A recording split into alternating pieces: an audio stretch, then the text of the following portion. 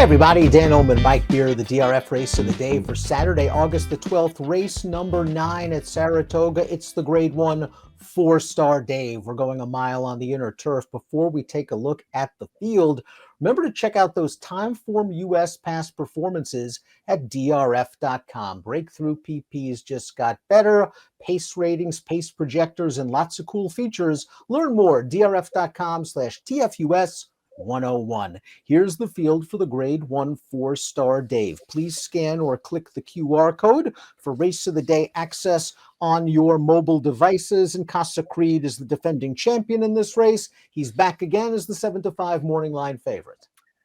One of the cooler horses in training, Dan. Debuted here in 2018. He's run here every year since. He won this race last year. He won the Hall of Fame as a 3-year-old. These are all one-turn miles on the inner turf here. This is a really, really cool horse. He's trained by Bill Mott. Todd Pletcher trains the second and third choices on the morning line. The 4 Annapolis, the 1 Emmanuel. Let's throw up the Timeform US pace projector, see who's going to make the running in here. I agree. At the 3, My Sea Cottage can make the lead. He has speed. It'll be interesting to see what they do with the number 5, So High, who set the pace in a longer distance race last time out, the UN. Yeah, it feels like they probably want to go forward with So High. I mean, he's not a blazer, to be sure, but he could certainly go forward in this race. They won a mile with this horse back in April. He was on the lead that day at Aqueduct. So, I mean, I guess they'll go forward. I did think the 3 was going to be on the lead here, Dan. The key for Annapolis, the 4, and he's a very handy horse.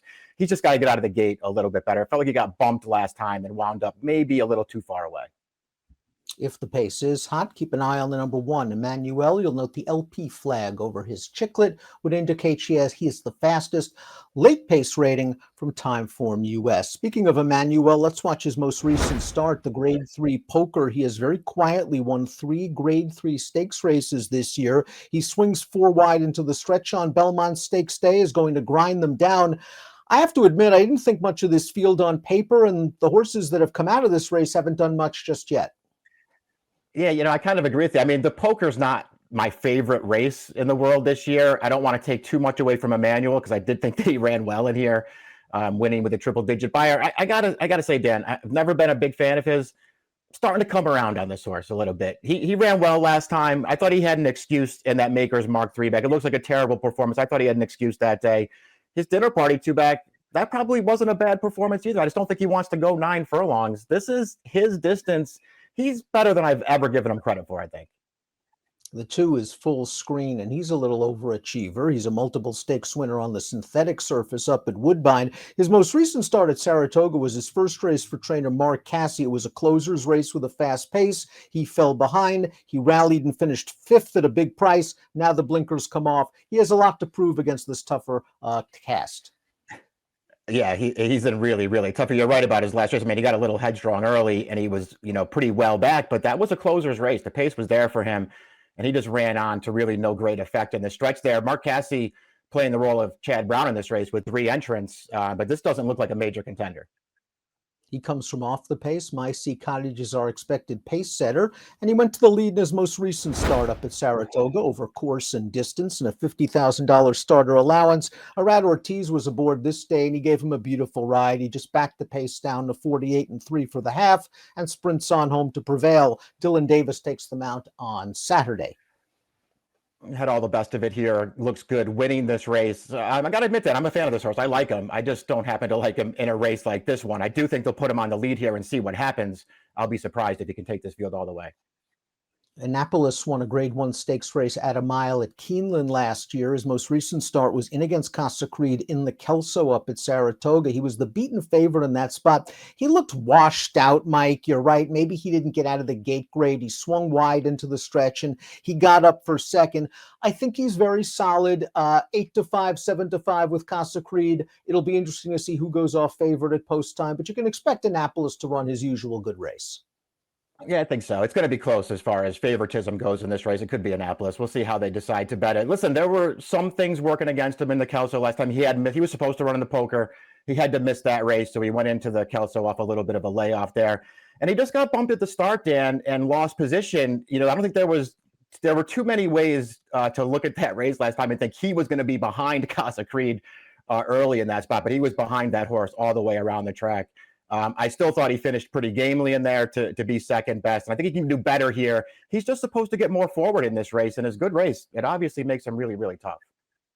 The connections of the five So High are not afraid to take chances in major stakes races. They've run this horse in a couple of graded events. Last time out in the UN, he spurted clear in the early going of that mile and 3/8 marathon, and then he got tired in the stretch. He has tactical speed. I still think he needs to prove himself against grade one competition. Yeah, he definitely does. I mean, he's run some good races for sure. Maybe he'll fall into a trip in this race. Again, though, you can just go back to that race in April, Dan, the mile entry-level allowance race. He was absolutely loose on a slow pace in that race. And as good a horse as Easter is, and I'm a fan of Easter, this horse has, if he couldn't hold that horse off, he has no chance to hold these horses off. Here's the defending champion, Casa Creed, taking the measure of Annapolis in the Grade 3 Kelso earlier this meet at Saratoga. Over the inner turf, we see him on the outside. He got a nice little trip where he got the jump on Annapolis, who's on the far outside, turning into the stretch. And Casa Creed, once he makes the lead, is as tough as nails.